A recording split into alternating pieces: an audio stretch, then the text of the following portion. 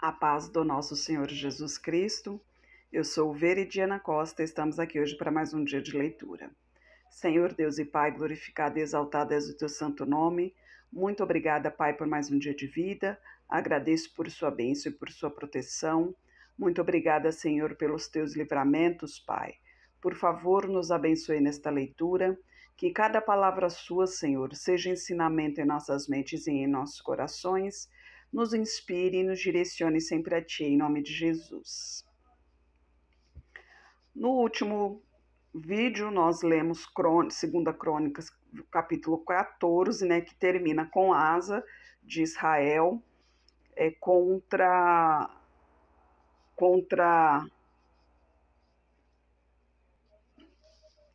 os etíopes, né, em Maressa. E os etíopes vieram com 1 milhão, um exército de 1.300.000 carros. Imagina só, sendo que Asa, né, o povo de Israel, tinha apenas 350 mil. Acho que é mais ou menos isso, 350 mil. 280 mil de Benjamim e 300 mil de Judá. Olhei ali, 580 mil, ou seja, praticamente a metade do exército dos etíopes, né? Mas quando clama ao Senhor, o Senhor nos ouve. E a gente continua no capítulo 15. Então veio o Espírito de Deus sobre Azarias, filho de Obed, e saiu ao encontro de Asa e disse-lhe: Ouve-me, Asa, e todo o Judá e Benjamim. O Senhor está convosco enquanto vós estáis com ele. E se o buscardes, o achareis, porém se o deixardes, vos deixará. Aqui nos deixa claro, né, que o Senhor, ele se permanece sempre no mesmo lugar. Nós é que nos afastamos dele. Ele é fiel para conosco, né? A questão é se nós somos fiéis a ele. Deus não se afasta de ninguém, Deus não abandona ninguém. Nós é que nos afastamos dele. E a gente continua no versículo 3. Israel esteve por muitos dias sem o verdadeiro Deus e sem sacerdote que o ensinasse e sem lei. Mas quando na sua angústia voltaram para o Senhor Deus de Israel e o buscaram, o acharam. E aqueles tempos não havia paz, nem para o que saía, nem para o que entrava, mas muitas perturbações sobre todos os habitantes daquelas terras, porque nação contra nação e cidade contra cidade se despedaçavam, porque Deus os perturbara com toda a sua angústia. Mas esforçai-vos e não desfaleçam as vossas mãos, porque a vossa obra tem uma recompensa. Ouvindo, pois, Asa estas palavras e a profecia do profeta Obed, cobrou ânimo e tirou as abominações de toda a terra de Judá e de Benjamim, como também das cidades que tomara nas montanhas de Efraim, e renovou o altar do Senhor, que estava diante do pórtico do Senhor. E reuniu a todo Judá e Benjamim, e com eles os estrangeiros de Efraim e Manassés e de Simeão, porque muitos de Israel tinham passado a ele, vendo que o Senhor Deus era com ele.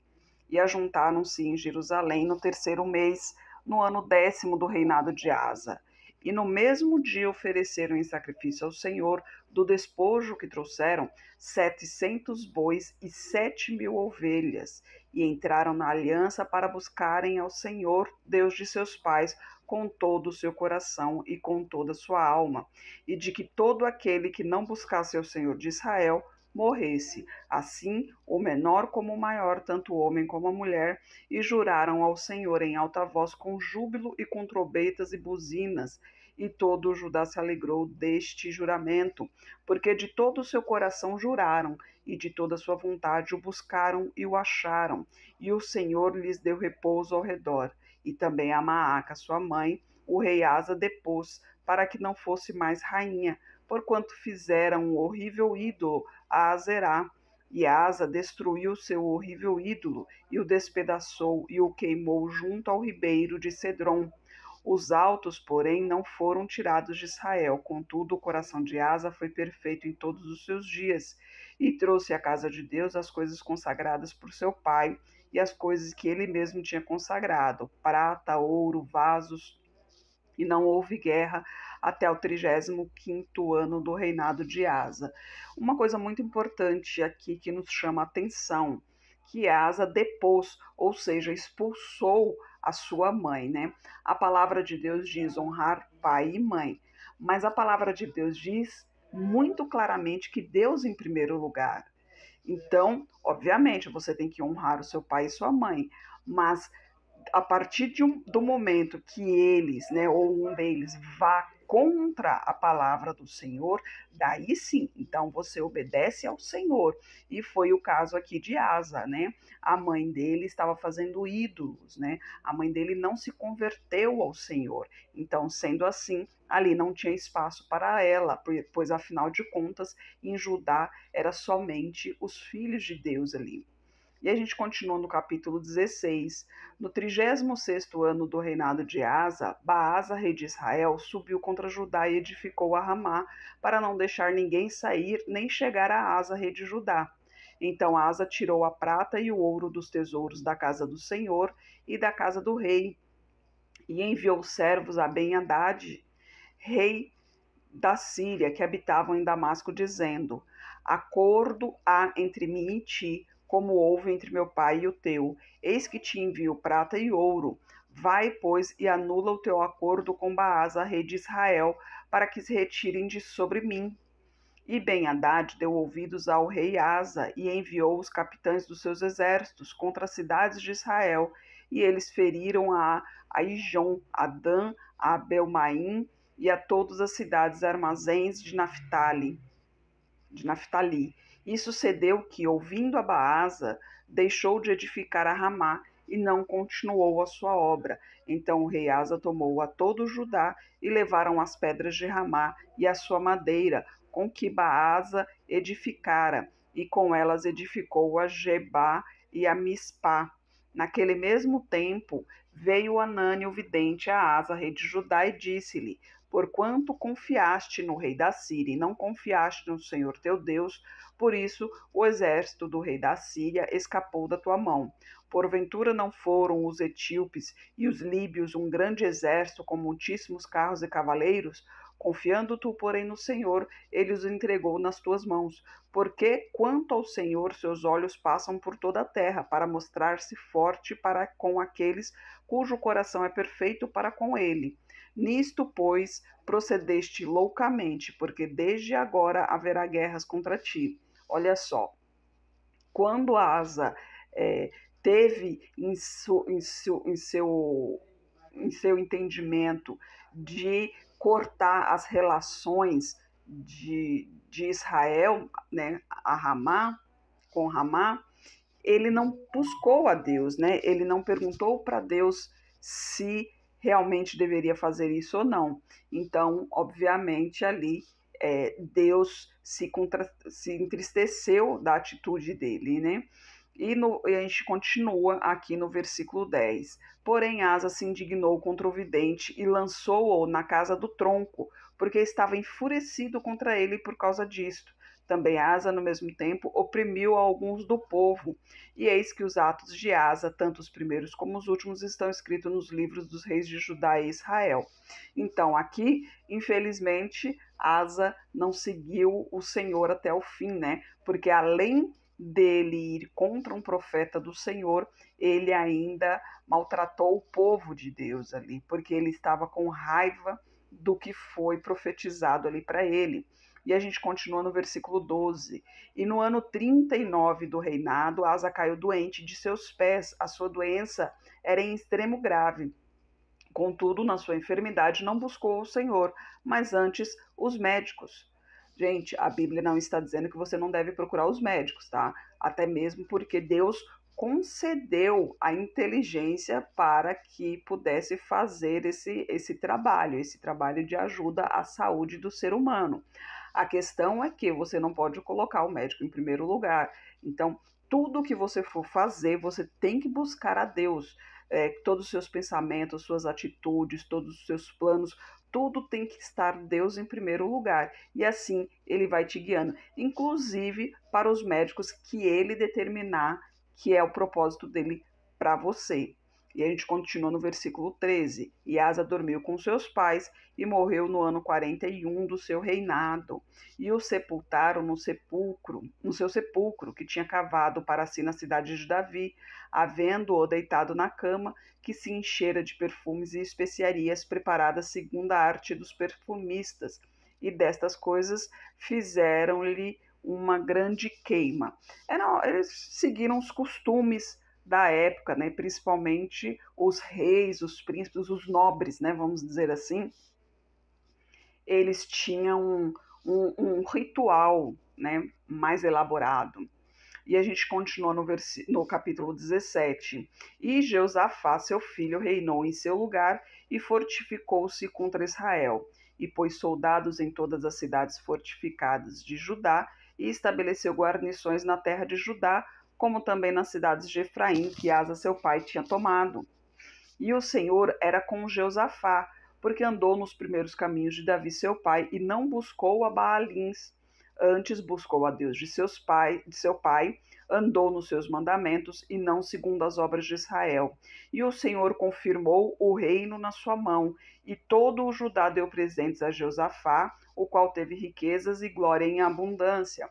Lembra-se que Deus fez uma aliança com Davi, de que permaneceria com a sua descendência, né? Que não faltaria sua descendência no trono de Judá, contanto, obviamente, que eles andassem nos caminhos certos, né? Nos caminhos do Senhor. E a gente continua no versículo 6. E exaltou-se o coração nos caminhos do Senhor, e ainda mais tirou os altos e os bosques de Judá. E no terceiro ano do seu reinado, enviou ele os seus príncipes a Beniail, a Obadias, a Zacarias, a Nataniel e a Micaías, para ensinarem na cidade de Judá. E com eles os levitas, Samaías, Netanias, Zebadias, Azael, Semiramote, Jonatas, Adonias, Tobias e Tobi-Adonias, e com estes levitas os sacerdotes Elisama e Jeorão, e ensinaram em Judá, levando consigo o livro da lei do Senhor, e foram todas as cidades de Judá, ensinando entre o povo. E veio o temor do Senhor sobre todos os reinos das terras que estavam ao redor de Judá, e não guerrearam contra Josafá. E alguns dentre os filisteus traziam presentes a Josafá, e prata como tributo. Também os árabes lhe trouxeram gado miúdo, 7.700 carneiros e 7.700 bodes. Cresceu, pois, Josafá grandemente em extremo, e edificou fortalezas e cidades de provisões em Judá. E teve muitas obras nas cidades de Judá, e homens de guerra e valentes em Jerusalém. E este é o número deles, segundo as suas casas paternas. E aqui até o final desse capítulo, que é o versículo 19, está falando sobre o número, né, de homens ali, que para a gente não é relevante. Então, sendo assim, a gente continua no capítulo 18, né, onde diz: Tinha, pois, Josafá riquezas e glória em abundância, e aparentou-se com Acabe. E depois de alguns anos desceu ele para Acabe em Samaria. E Acabe matou ovelhas e bois em abundância para ele e para o povo que vinha com ele, e o persuadiu a subir com ele a Ramote de Gileade. Então, olha só, Deus era com Josafá, porque Josafá estava andando nos caminhos do Senhor, estava andando retamente, inclusive proclamando ali o nome do Senhor, né, ensinando o povo a lei do Senhor, os mandamentos do Senhor. E aqui já a gente continua no versículo 4. Disse mais, no versículo 3, perdão. Porque Acabe, rei de Israel, disse a Josafá, rei de Judá: Irás tu comigo a Ramote de Gileade? E lhe disse: Como tu és, serei eu, e o meu povo como teu povo. Iremos contigo à guerra. Disse mais Josafá ao rei de Israel: Peço-te, consulta hoje a palavra do Senhor. Então o rei de Israel reuniu os profetas, 400 homens, e disse-lhes: Iremos à guerra contra Ramote de Gileade, ou deixarei de ir? E eles disseram: Sobe, porque Deus a entregará na mão do rei. Disse, porém, Josafá: Não há ainda aqui algum profeta do Senhor para que o consultemos? Então o rei de Israel disse a Josafá: Ainda há um homem por quem podemos consultar ao Senhor, porém eu o odeio, porque nunca profetiza de mim o que é bom, senão sempre o mal. Este é Micaías, filho de Imlá. E disse Josafá: não fale o rei assim. Olha só, o rei de Israel tinha 400 homens, né, que eles chamavam de profetas. Esses 400 homens, eles sempre falavam o que era bom aos ouvidos do rei. Então, eles tinham estima pelo. Aliás, o rei tinha estima por eles. Mas Micaías, que era realmente o profeta do Senhor, esse o rei de Israel odiava, porque ele profetizava somente o que Deus mandava, ele profetizava ali a palavra do Senhor, e essa palavra do Senhor, obviamente, não era boa para o rei de Israel, né? Porque, afinal de contas, ele não andava nos caminhos do Senhor. Então, quem não anda nos caminhos do Senhor só tem coisa ruim pela frente, né? Pode até achar que está vivendo bem, que está vivendo tranquilo, que está tendo uma boa vida, mas a gente sabe que isso aqui tudo é passageiro, né? Que a vida verdadeira vai vir depois. Ou seja, o que você plantou aqui lá, você vai colher, porque o coração, Deus esquadrinha o coração, ele vê lá no mais íntimo dos corações, né? Então, se você aqui é uma pessoa egoísta, uma pessoa egocêntrica, uma pessoa que não simpatiza, não empatiza com o próximo, você vai responder por isso. E a gente continuou então no versículo 8. Então o rei de Israel chamou um oficial e disse: traze aqui depressa a Micaías, filho de Imlá. E o rei de Israel e Jeosafá, rei de Judá, estavam assentados cada um no seu trono, vestido com as suas roupas reais, e estavam assentados na praça à entrada da porta de Samaria. E todos os profetas profetizavam na sua presença. E Zedequias, filho de Kenaaná, fez para si uns chifres de ferro e disse: assim diz o Senhor, com estes ferirás aos sírios, até de todo os consumires. E todos os profetas profetizavam o mesmo, dizendo: sobe a Ramote de Gileade e triunfarás, porque o Senhor a dará na mão do rei. E o mensageiro que foi chamar a Micaías falou-lhe, dizendo: eis que as palavras dos profetas a uma só voz predizem coisas boas para o rei.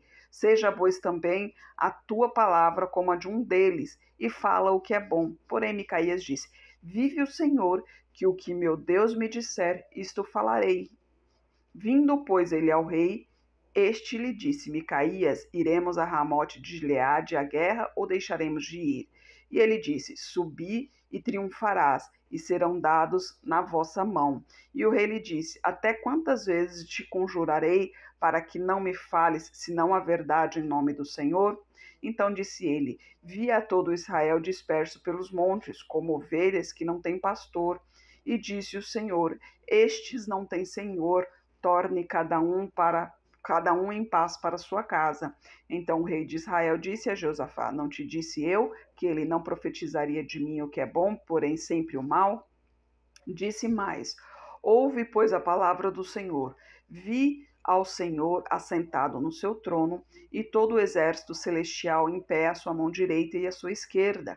E disse o Senhor: quem persuadirá a Acabe, rei de Israel, para que suba e caia em Ramote de Gileade? Um dizia desta maneira e outro dizia de outra maneira. Então saiu um espírito e se apresentou diante do Senhor e disse: eu o persuadirei. E o Senhor lhe disse: com o quê? E ele disse: eu sairei e serei um espírito de mentira na boca de todos os seus profetas. E disse o Senhor: tu o persuadirás e ainda prevalecerás. Sai e o faze assim. Agora, pois, eis que o Senhor pôs um espírito de mentira na boca destes teus profetas, e o Senhor falou o mal ao teu respeito. Então Zedequias, filho de Kenaaná, chegando-se, feriu a Micaías no queixo e disse: por que caminho passou de mim o Espírito do Senhor para falar a ti? E disse Micaías: eis que o verás naquele dia, quando andares de câmara em câmara para te esconderes. Então disse o rei de Israel: tomai a Micaías e tornai a levá-lo a Amon, o governador da cidade, e a Joás, filho do rei, e direis: Assim diz o rei: colocai este homem na casa do cárcere e sustentai-o com o pão de angústia e com a água de angústia, até que eu volte em paz. E disse Micaías: se voltares em paz, o Senhor não tem falado por mim. Disse mais: ouve, povos todos. Subiram, pois, o rei de Israel e Jeosafá, rei de Judá, a Ramote de Gileade. E disse o rei de Israel a Jeosafá: disfarçando-me eu, então entrarei na peleja. Tu, porém, veste as tuas roupas reais. Disfarçou-se, pois, o rei de Israel e entraram na peleja. Olha só como que foi o rei de Israel. Ele não acreditou no profeta, né? O profeta verdadeiro, inclusive o profeta verdadeiro ainda foi agredido ali pelos outros ali, pelo fato dele falar a verdade, né?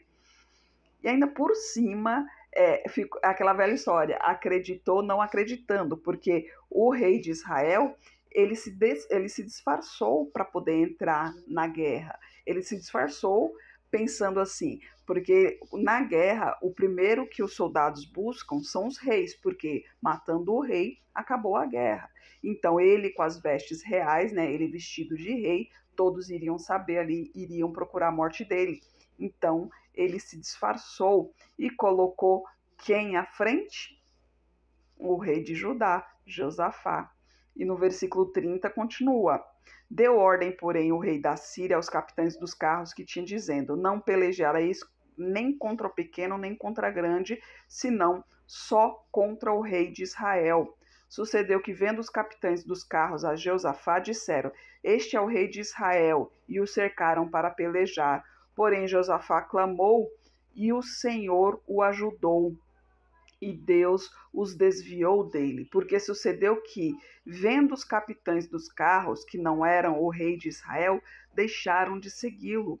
Então o homem armou o arco e atirou a esmo, e feriu o rei de Israel entre as junturas e a couraça. Então disse ao carreteiro: dá volta, tira-me do exército, porque estou gravemente ferido. E aquele dia cresceu a peleja, mas o rei de Israel susteve-se em pé no carro defronte dos sírios até a tarde e morreu ao tempo do pôr do sol. Olha só, ele não quis ouvir a palavra do Senhor, né, que foi dirigida ali através do profeta. Ele, né, Micaías, né, perdão, gente, em relação aos nomes aqui, que eu me atrapalho um pouco e a pronúncia talvez não seja correta. Mas ele não seguiu os caminhos do Senhor, né? E não foi a primeira vez, afinal de contas, o próprio rei de Israel falou que Micaías já profetizava há muito tempo coisas ruins, né? Aos olhos dele, coisas ruins. Mas não eram coisas ruins, eram alertas, né? Estava chamando-lhes a atenção, porque se ele voltasse para o Senhor, tudo aquilo ali não aconteceria, né? Pelo contrário, só viriam coisas boas, inclusive as próximas profecias seriam boas. Mas ele não quis dar ouvidos ao profeta do Senhor e assim confirmou a palavra do Senhor que ele não voltaria daquela guerra. Mas Josafá, que estava nos caminhos do Senhor, correndo um grande risco, porque ele era o único trajado de rei, né? Ninguém sabia que o rei de Judá estava em Israel. Então imagina só, seria muito fácil naquela aglomeração, tanta gente luta, o estresse ali, a adrenalina, seria muito fácil matar a Josafá, porque era o único vestido de rei ali, deduziram-se que seria o rei de Israel. Mas Deus é fiel para aqueles que andam no caminho do Senhor. Então ele livrou ali, ele abriu os olhos dos soldados para que eles vissem que aquele rei ali não era o rei que eles procuravam, né? E assim, inclusive, um soldado lançou uma flecha ao vento, né, sem saber para onde ia, e essa flecha acertou exatamente o rei de Israel. Para você ver que a palavra do Senhor é fiel. Não é que Deus rogue praga, não é que Deus tenha um destino predestinado, tem um destino já para todos nós. Não, ele tem um propósito para a vida de cada um. Tipo assim, eu quero que você faça isso e isso, que você vai se dar bem. Mas ele sabe a nossa decisão qual será. Então, tipo, ele fala, eu quero que você vá para a direita, porque a direita é o melhor caminho. Mas você tem a opção de ir para a direita ou para a esquerda. Ele demonstra para você, ele usa artifícios, né? Sejam pessoas, sejam sonhos, ele usa de artifícios para indicar para você ir para a direita. Então, se você for pela direita, ele te abençoará ali, ele continuará te protegendo ali. Mas se você for pela esquerda, não é que Deus vai te castigar. Não, é porque Deus viu que aquele caminho ali vai ser ruim. Por isso que ele te indicou para você ir pela direita. Mas você que quis ir pela esquerda. Então, você vai sofrer o mal que tem naquele caminho ali. Não foi Deus que mandou para você, foi você quem escolheu. Então, ele tem propósitos. Ah, nossa, eu quero que você, meu filho, que você seja grande. Lembra a Adão, né? A Abraão, aliás. Abraão, ele falou, né, o pai da fé, ele falou que você será uma grande nação. Porque ele tinha o propósito em Abraão ali para que Abraão fosse uma grande nação. E Abraão realmente foi uma grande nação, por quê? Porque Abraão ouviu os caminhos do Senhor, né? Ele seguiu os caminhos do Senhor. E é assim que a gente tem que permanecer nos caminhos do Senhor sempre. Senhor Deus e Pai, glorificado e exaltado és o teu santo nome. Muito obrigada, Pai, por tua palavra, por tua mensagem, Senhor. Eu peço a ti, Pai, por essa pessoa que está orando comigo, Senhor.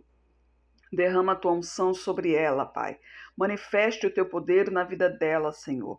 Toque onde mais lhe aflige, Pai. Eu não sei o que está acontecendo, mas o Senhor sabe, Pai. Tire esse rancor, essa angústia do seu coração. Caia por terra toda enfermidade. Todo trabalho seja desfeito agora em nome de Jesus. Caia por terra esse demônio da depressão, da síndrome do pânico, esse demônio querendo tirar a vida dessa pessoa, que caia por terra todo mal em nome de Jesus. Eu peço a ti, Pai, por toda a minha parentela, por toda a parentela de meu esposo, derrama a tua unção sobre cada um deles, Pai. Manifeste o teu poder na vida de cada um e traga todos para o seu caminho. Peço a ti pelos nossos governantes, Pai, pelas nossas autoridades, que os teus anjos estejam guiando cada um deles de acordo à tua vontade. Peço a ti pelos teus filhos, Pai. Não somos nada sem ti. Necessitamos de tua direção, de teu discernimento, Pai. Por favor, Senhor, nos capacite cada vez mais para proclamarmos o teu evangelho. É o que eu oro em nome de Jesus. Amém. Que Jesus Cristo esteja em seu coração e que Deus abençoe.